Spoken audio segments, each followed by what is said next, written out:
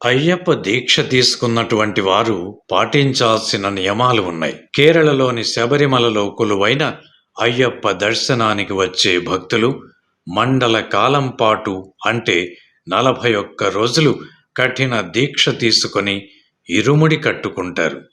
మాల ధారణ చేసిన స్వాములు 41 రోజుల పాటు అత్యంత నియమ నిష్టలతో ఆ అయ్యప్పను పూజిస్తారు.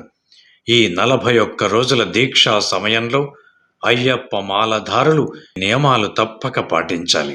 కార్తీక మాసం శుక్ల పాడ్యమి నాడు ప్రారంభించి దీక్షాకాలం కనీసం 41 రోజులకు తక్కువ కాకుండా ఉండేలా చూసుకొని ఒక మంచి రోజున గురుస్వామి ద్వారా 108 పూసలు గల తులసి లేదా రుద్రాక్ష మాలను ధరించాలి. మాల ధరించడానికి కనీసం 3 రోజుల ముందు నుంచి పవిత్రంగా ఉండాలి. దీక్షా సమయంలో అల్లం, వెల్లుల్లి కూడా లేని పూర్తి సాత్విక ఆహారం ఆరగించాలి. మధ్యాహ్నం 3 గంటల లోపే భిక్షను పూర్తి చెయ్యాలి. సాయంత్రం పూజ అనంతరం అల్పాహారం తీసుకోవాలి. గురుస్వామికి విధేయుడై గురుస్వామి చెప్పినట్లుగా దీక్ష నియమాలు పాటించాలి.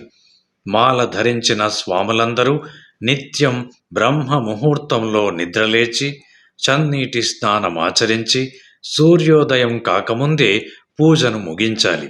తిరిగి సాయంత్రం చన్నీటి స్నానం చేసి సంధ్యా పూజ చెయ్యాలి. స్నానం చేసిన తరువాత విభూతి, చందనం, కుంకుమ బొట్లు ధరించాలి.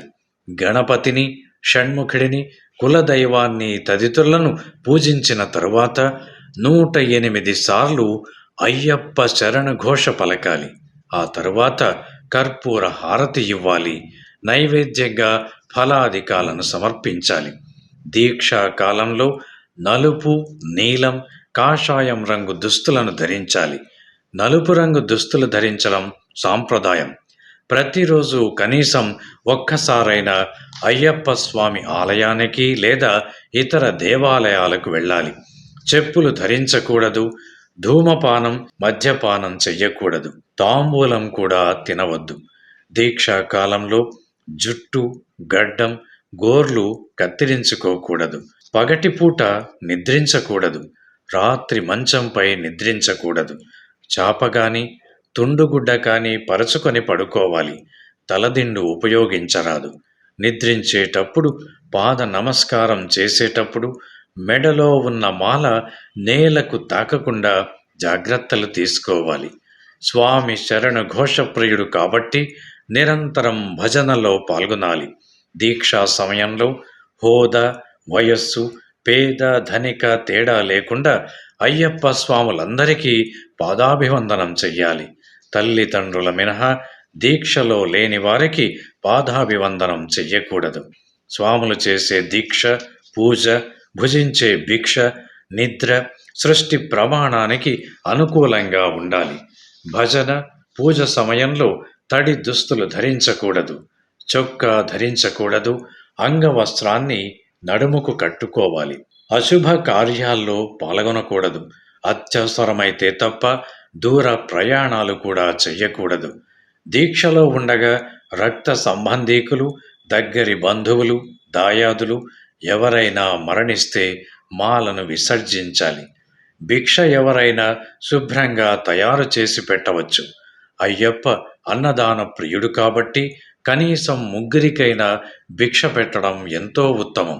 వీలు కాకపోతే ధాన్యాన్ని కొంతమందికి పంపవచ్చు. కనీసం 3 సార్లైనా ఇతరుల ఇంటికి భిక్షకు వెళ్ళాలి. దీక్షా కాలంలో బ్రహ్మచర్యాన్ని కఠినంగా పాటించాలి. వినోద కార్యక్రమాలకు, జూదానికి దూరంగా ఉండాలి. 10 ఏళ్లలోపు ఆడపిల్లలు, ఋతుకాలం తీరిన అంటే సుమారు 50 ఏళ్లు పైబడ్డ స్త్రీలు మాత్రమే అయ్యప్పమాల ధరించాలి. శబరిగిరికి ప్రయాణమైనప్పుడు పోయి వస్తాను అని చెప్పకూడదు. స్వామి శరణం అని చెప్పాలి. శబరిగిరిలో అయ్యప్ప భక్తులు పంబా నదిలో స్నానం చేసేటప్పుడు వంశంలోని పెద్దవారి పేర్లను స్మరించి వారి ఆత్మలకు శాంతి చేకూరాలని కోరుకోవాలి. శబరిగిరి యాత్రకు ఇరుముడి తీసుకొని బయలుదేరిన వారు 2 పూటల స్నానమాచరించి స్వామివారి పటములకు ఇరుముడులకు హారతి ఇవ్వాలి, శరణములు చెప్పాలి. శబరిగిరి యాత్ర ముగిసిన తర్వాత అభిషేక ప్రసాదంతో ఇంటికి వచ్చి సన్నిధానం కదిపిన తర్వాతనే మాల విసర్జన మంత్రాన్ని చెప్పుకొని గురుస్వామి లేక కన్న తల్లితో మాల విసర్జన చేసి అయ్యప్ప దీక్షను ముగించాలి. Thanks for watching. Please comment, like, share and subscribe our channel.